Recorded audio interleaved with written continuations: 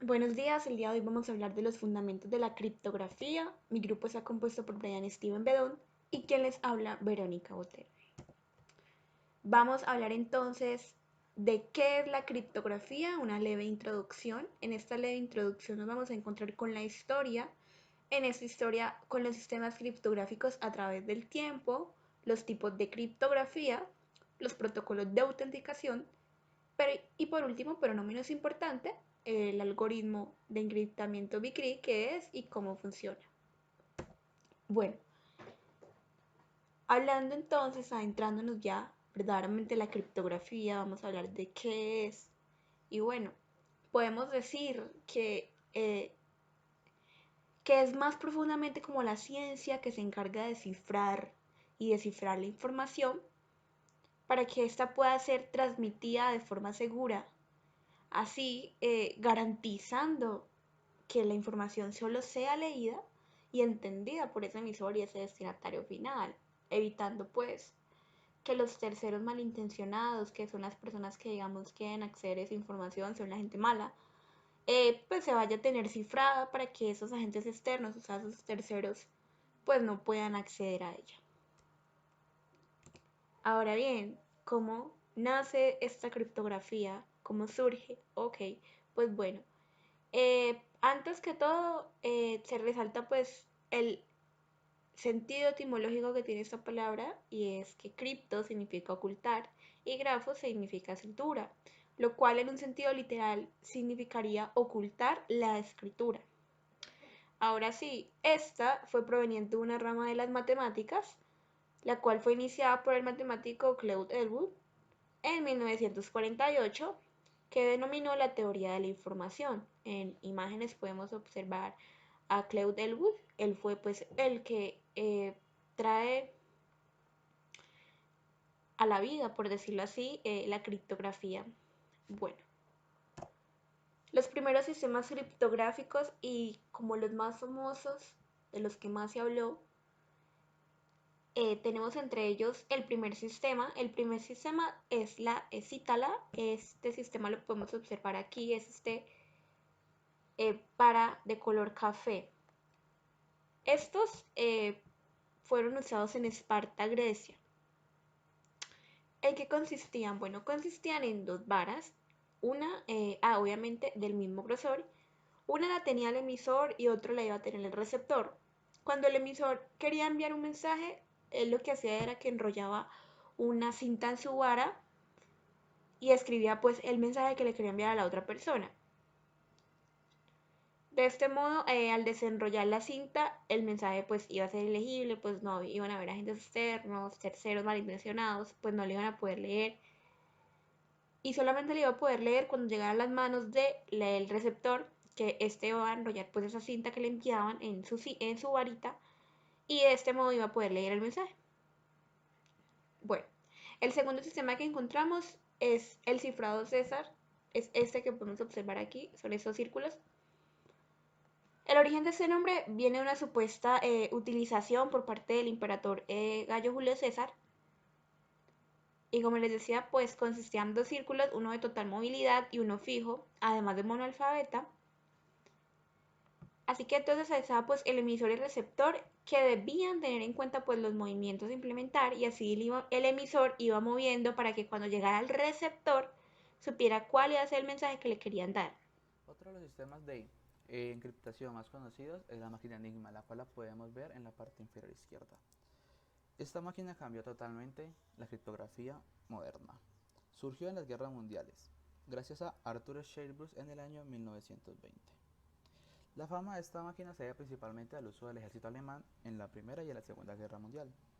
Y este mecanismo de cifrado, el cual es rotatorio, tiene dos partes, tanto una parte mecánica como una parte eléctrica, y la facilidad de transporte, de cifrado y de descifrado, además de la seguridad que ofrecían el cifrado para esas épocas, convirtieron a la máquina Enigma en una de las piezas de estrategia fundamental en la Segunda Guerra Mundial. Bueno, continuamos con los tipos de criptografías. Tenemos dos tipos de criptografías. Primera, la criptografía clásica, la cual cuenta con dos métodos, transposición y sustitución. Además de la criptografía moderna, la cual también cuenta con dos con dos tipos, la simétrica y la simétrica. A su vez, que la tipografía simétrica está tipografía simétrica por bloques y tipografía simétrica por flujos. Pero primero empecemos a definirlas. ¿Qué es la criptografía clásica? Bueno, este es un tipo de cifrado el cual es el más usado a través de la historia, principalmente porque es el que llevamos desde la antigüedad hasta antes de las guerras mundiales, la cual empieza a caer en el siglo XX, o sea, se va teniendo un desuso de esta. Los cifrados clásicos operan en un alfabeto de letras, usualmente usamos de la A a la Z en el idioma español, a las cuales les aplicamos métodos a mano o con algunos aparatos electrónicos muy simples. Todos estos tipos de cifrados que hay en la criptografía clásica son muy básicos, lo cual a día de hoy no los hace muy fiables, debido a las nuevas tecnologías que estamos desarrollando con la informática. Los métodos, digamos, más modernos, los modernos, usan ordenadores u otras tecnologías digitales que operan con bits y con bytes, con lo cual hace que la tipografía clásica ya esté en desuso, como hemos dicho anteriormente. Y hemos tenido muchas personas a lo largo de la historia que han usado ese tipo de criptografía. Tenemos, por ejemplo, Julio César, tenemos a Napoleón Bonaparte. Como dije anteriormente, en la encriptación clásica tenemos dos tipos de cifrado, la sustitución y la transposición. Primero vamos a definir el cifrado por transposición. Este tipo de cifrado consiste en la reorganización de unos símbolos los cuales fueron usados en el mensaje original y los vamos a colocar en un orden aleatorio, de tal forma que el criptograma contenga los mismos elementos que el mensaje original, pero van a estar organizados de una forma que resulte comprensible, es decir, los vamos a colocar de manera aleatoria. Para poder que este sistema funcione y que las demás personas no tengan conocimiento de lo que diga el mensaje, necesitamos que el receptor tenga conocimiento de la transposición que vamos a hacer. Si esta persona tiene el conocimiento, va a reorganizar los símbolos que están desordenados y los regresará a su posición original. Como podemos ver, aquí hay un mensaje que dice, este es un ejemplo de transposición. ¿Y qué pasa? Aquí la persona lo acomoda en una matriz y por columnas fue comiendo el mensaje. Entonces, si vamos leyendo en la encriptación, queda este mensaje de acá, pero si los ponemos, tenemos la E, la S, la T, la E, la E, la S, que sería este es, y así sucesivamente con todo lo que pasa. También tenemos el cifrado por sustitución. Este consiste en establecer correspondencias entre las letras del alfabeto y las que queramos transmitir. Digamos, ya puede ser con letras, con números, con símbolos, etc. Esto hará que cada letra del texto original pueda ser sustituido por un correspondiente de la simbología usada en la elaboración de este criptograma. Para poder hacer que este tipo de encriptado funcione, como en el anterior, necesitamos que la otra persona conozca la clave o la correspondencia establecida y que empiece a sustituir cada símbolo de la criptografía por el símbolo correspondiente en nuestro alfabeto original. Y así recuperaremos el mensaje que se ha tenido anteriormente, originalmente. Como por ejemplo, aquí la A, en el alfabeto original tenemos de la A a la Z en el español. ¿Y qué pasa? La persona lo va cambiando. Como la clave es 3, a la A le aumenta 3 posiciones. Entonces quedaría la letra D, en la B la E, en la C la F, en la D la G, y así hasta volver a llegar a la A, B y C. Ahora bien, ¿qué es la criptografía moderna? Bueno, la criptografía moderna fue desarrollada después de la Segunda Guerra Mundial. En la actualidad, con el aumento de los ordenadores, smartphone y pues demás, la posibilidad de estar conectados a la red aumenta la probabilidad de estar en línea y la necesidad pues de tener una seguridad de internet porque todo el tiempo estamos en ella. Por lo tanto, con esto, pues la criptografía se ha tenido que transformar en un tema multifacético, teniendo como resultado el uso del cifrado como un proceso o un algoritmo para hacer secretas las cosas que realizamos por el internet. Dentro de este entonces encontramos la criptografía simétrica o la llave secreta. El encriptado simétrico pues emplea una misma clave para descifrar y cifrar un mensaje. Esta clave debe ser conocida por el emisor y el receptor previamente, lo cual hay que aclararlo, pues va a suponer una vulnerabilidad en ella, puesto que al momento que digamos se comparta la clave entre emisor y receptor, pueden haber terceros escuchando, terceros malintencionados, escuchando, observando el canal de esa información, donde ellos van a poder obtener la clave, pues haciendo inútil ese cifrado. Por lo tanto, esa clave debe ponerse o volverse difícil de adivinar y buscar el método de cifrado adecuado. Con todo, digamos, con toda la capacidad computacional que encontramos en pleno siglo XXI, si se logran emplear algoritmos adecuados y teniendo los conocimientos necesarios, te pueden conseguir claves descifrados en cuestión de minutos. De hecho, ya encontramos páginas web o hasta las mismas aplicaciones nos generan contraseñas duras de pues, descifrar, ¿sí? Con muchos caracteres, con muchos símbolos que sean duras para esas personas, para esos agentes malintencionados. Por otro lado, esta criptografía, pues hay que resaltarlo, se ha implementado en diferentes tipos de dispositivos, manuales, mecánicos, eléctricos, hasta llegar a las computadoras, donde se programan los algoritmos actuales. La idea general es aplicar diferentes funciones al mensaje que se desea cifrar de modo tal que solo conociendo la clave pueda descifrarse. Dentro de los sistemas simétricos distinguimos dos tipos de algoritmos.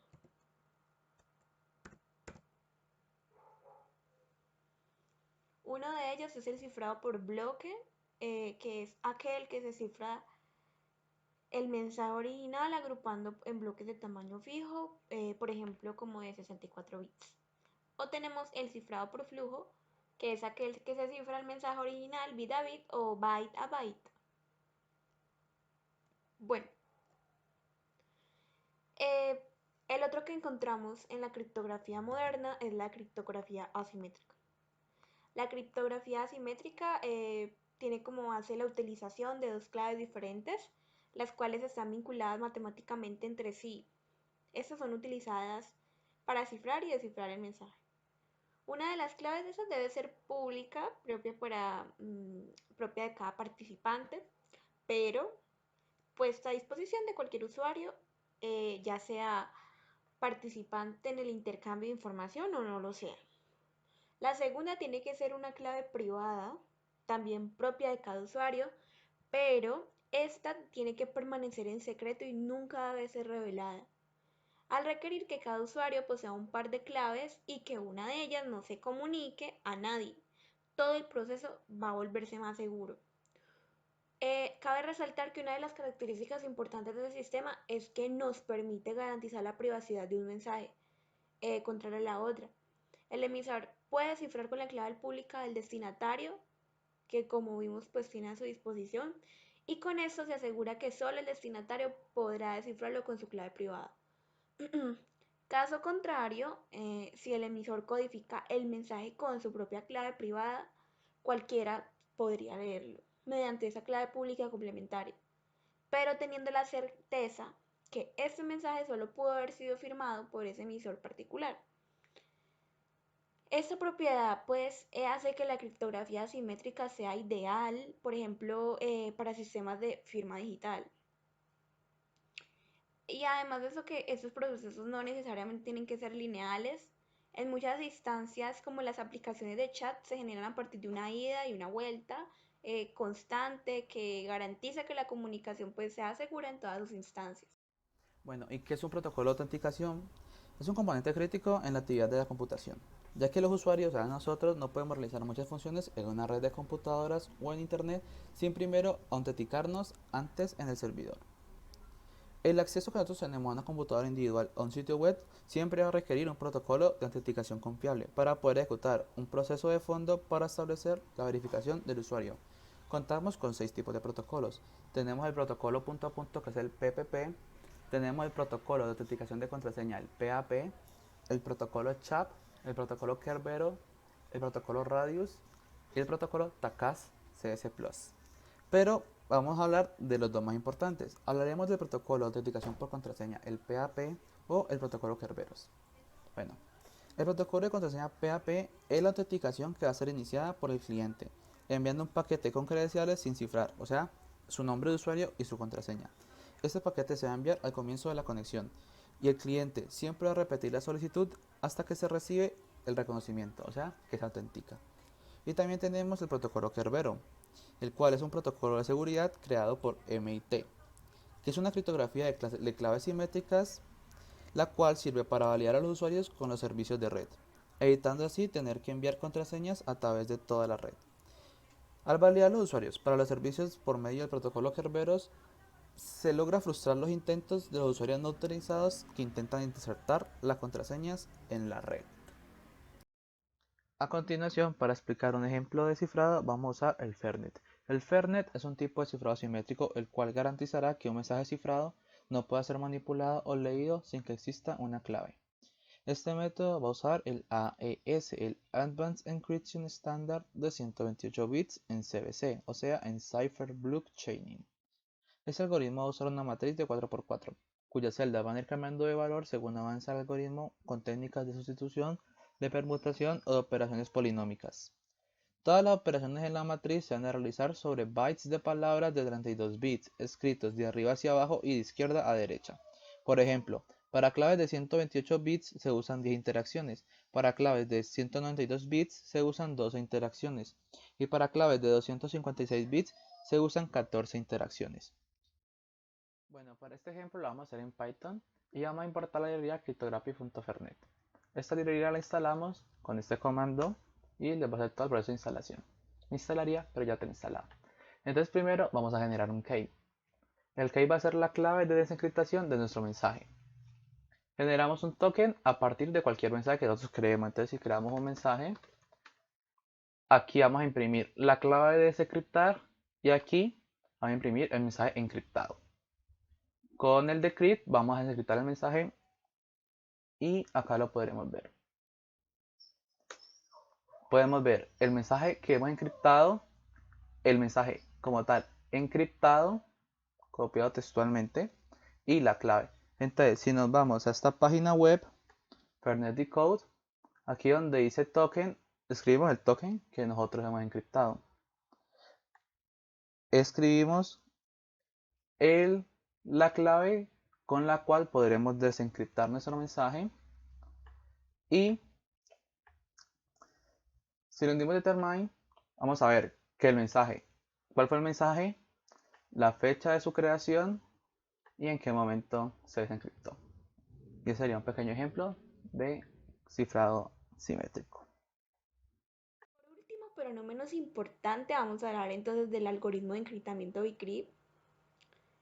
El algoritmo de encriptamiento Bcrypt es una función de hash de contraseñas que incorpora SALT para proteger de ataques de Rainbow Table. Funciona mediante una función de hasheo que recibe una contraseña y retorna una serie de caracteres distintivos como números, letras mayúsculas, letras minúsculas, entre otros. La propiedad característica de este método de encriptamiento es que estas tablas de hasheo funcionan como con la misma entrada que genera una misma salida. La idea de esto es hacer una búsqueda unidireccional y que sea completamente imposible a partir de la clave obtener esas contraseñas. Es importante rescatar que la función de hasheo eh, es lenta y entonces pues uno dirá, pero porque es beneficioso pues de que sea lenta. Es beneficioso porque hará más imposible que una persona use un diccionario para comprobar todas las contraseñas disponibles. Un diccionario pues es lo que le permite a los agentes externos pues poder acceder a esta información de una forma pues que obviamente va a hacer daño con eso que quiere conseguir. Nos queda entonces la pregunta de, ¿pero qué pasa si alguien irrumpe en esa base de datos? Bueno, si la base de datos que tiene las contraseñas como texto plano, tendremos un email asociado a una contraseña, pero con el método hash se busca precisamente encriptar esas contraseñas por medio de un algoritmo, lo que va a ser imposible regresar atrás para ver esa contraseña, ya que muchas veces las personas usan las mismas contraseñas pues, para diferentes sitios web, para aplicaciones, para las redes sociales. Después de que tengamos las tablas con las contraseñas hash, estamos seguros, pero bueno, eso no es del todo cierto. Porque, como les decía, existen los diccionarios de ataque que tienen precomputado las llaves hash, con lo que se encargan de comprobar si esas claves son las mismas de las bases de datos. Lo que no lo hace tan seguro, pero para evitar que esto suceda, antes de aplicar la función de hash o la contraseña, se le aplica por eso el string sal, que era el que les mencionaba recién, empezamos hablando del encriptamiento de CRIM, que este, digamos, va a ser aplicada y va a generar otra contraseña hash diferente a la inicial. Bueno, compañeros, para finalizar esta exposición del proyecto final de redes, les queremos traer un ejemplo de algo que podemos llevar más a la práctica, que podemos usar nosotros en el diario. Este programa nos permite encriptar y desencriptar mensajes. Es muy sencillo de usar, por eso quisimos traerlo, sobre todo para explicarles un poco de cómo pueden usarlo. La plataforma se llama Cleopatra, pero la pueden descargar en internet como GPG 4Win. Ellas pues la podrán ver de esta forma como la tengo yo aquí. Obviamente va a estar en blanco porque no van a tener certificados creados. Los certificados son las claves que se crean. Entonces, por ejemplo, yo aquí ya creé el primer certificado, que es mi nombre con mi correo. Él se va a ver de esta forma, que pueden observar aquí a este lado. Pero yo quiero que vean cómo pues se crea, es súper sencillo. Yo, por ejemplo, voy a crear el de mi compañero. Entonces, para yo poder compartir mensajes con él, pongo su correo y lo creo. Entonces, listo, él empieza a crear un par de claves. Él no tarda mucho. Y lo que hacemos es que guardamos el respaldo de esas claves en una dirección. Listo, y ahí ya vamos a ver cómo es que se crea el certificado de mi compañero. Y así yo voy a poder compartirle y él me podrá compartir a mí. Bueno, para encriptar un mensaje es súper sencillo. Por ejemplo, aquí yo quiero encriptar el proyecto final y pues compartírselo a mi compañero. Entonces lo que hago es que le doy clic izquierdo, súper sencillo, le doy firmar y cifrar. Aquí pues está cifrando para mí, pero yo quiero cifrarlo pues para enviárselo a mi compañero y me aparece ya porque ya lo creé. Y pues le doy firmar o cifrar y esperamos. Él se empieza a crear y listo. Aquí podemos observar aquí al lado derecho que ya se acabó de descifrar. Listo. Ahorita quiero que vean cómo es que desciframos. Simplemente le damos en descifrar y buscamos en la dirección en donde esté nuestro archivo, proyecto final. Y bueno, ahí se empieza a descifrar y listo. Se crea otra vez directamente la carpeta en el escritorio con los archivos que se me habían enviado. La aplicación es muy sencilla de usar, como les mencionaba, y queríamos traerla por el hecho de que muchas veces eh, queremos enviar una información segura a través de nuestros correos electrónicos, porque como les voy a mencionar más adelante y como mencionamos también en nuestra exposición, digamos que nuestra información cuando entra a la internet ya no es de nosotros. Por ejemplo, cuando subimos una foto a nuestras redes sociales, ya no hace parte de nosotros, sino que ya hace parte de la red. Entonces, esto nos ayuda, por ejemplo, para cuando de verdad algo es importante y queremos usar una plataforma que esté a nuestro alcance y que sea súper sencillo, tanto el uno para el otro, porque bueno, eso es lo que nos ha brindado el internet, eso es lo que nos ha brindado la red, poder hacer la información segura, pero también fácil de usar, porque los métodos que mencionábamos anteriormente no es que fueran muy sencillos, tenían que viajar mucho tiempo para que otra persona los tuviera que leer, o bueno, tenían sus tácticas para poder. Para finalizar nuestra exposición, queremos dar unas tres conclusiones de todo eso que hablábamos de la criptografía, de los ejercicios prácticos que se presentaron. Tres conclusiones que digamos nos hacen recoger como toda esa información y también conclusiones que digamos sentimos que son temas que de los que se está hablando ahorita pero que también compromete cosas del diario, cosas que tienen que ver más que todo con la seguridad. Primeramente, tenemos que, debido a las cambiantes condiciones y nuevas plataformas de la computación disponibles, es vital el desarrollo de esos documentos y directrices que orienten a los usuarios en el uso adecuado de las tecnologías para aprovechar mejor sus ventajas. ¿Por qué? Porque como les decía, por más de que pueda existir un método criptográfico súper seguro, que encripte bien la información, que encripte pues em, evitando pues las malas intenciones de los terceros, nunca se va a estar seguro del todo. O sea, siempre van a haber formas, y más que todo porque la tecnología está en cambiante, de que se encuentre esa razón para hacer el daño y para obtener esa información. Por eso el hecho de que debemos aprender a usar mejor las tecnologías para que no solamente aprovechemos así mejor las ventajas que nos van a ofrecer estas, sino también por el mero hecho de que pues es evitar comprometer nuestra información. Bueno, por otro lado tenemos la conclusión de que el auge de la interconexión entre redes abre nuevos horizontes para la navegación por internet y con ello van a surgir las nuevas amenazas para los sistemas computarizados, como lo son la pérdida de confidencialidad, la autenticidad de los documentos electrónicos, lo que les decía ahora, o sea, la tecnología va a estar avanzando todo el tiempo y va a seguir avanzando, pero aún así el peligro siempre va a estar. Por lo tanto, gracias al Internet sabemos que nos está permitiendo nuevos horizontes, nuevas cosas que descubrir. Por ejemplo, cuando hablábamos de los sistemas criptográficos a través de la historia, obviamente de un sistema se pasó a otro sistema y cada vez fueron mejorando. Por ejemplo, cuando se habla de la máquina Enigma, que fue tan buena, pero aún así la máquina Enigma no soportaba tanto y luego vino la tecnología y así va a seguir aumentando y pues obviamente en ese momento nos vamos a encontrar eh, con, con es que vamos con la confidencialidad de nuestra autenticidad, porque pues los terceros malintencionados siguen existiendo y bueno, la gente muchas veces olvida de que nuestras cosas cuando ya están en la internet, por ejemplo nuestras imágenes, ya no hacen parte de nosotros, sino que hacen parte del mundo de la internet y por eso tiene que ser como el hecho de nosotros no es como, no, ya no vamos a subir imágenes, ya no voy a subir nada, ya no me voy a permitir usar las redes, compartir información, trabajar con internet.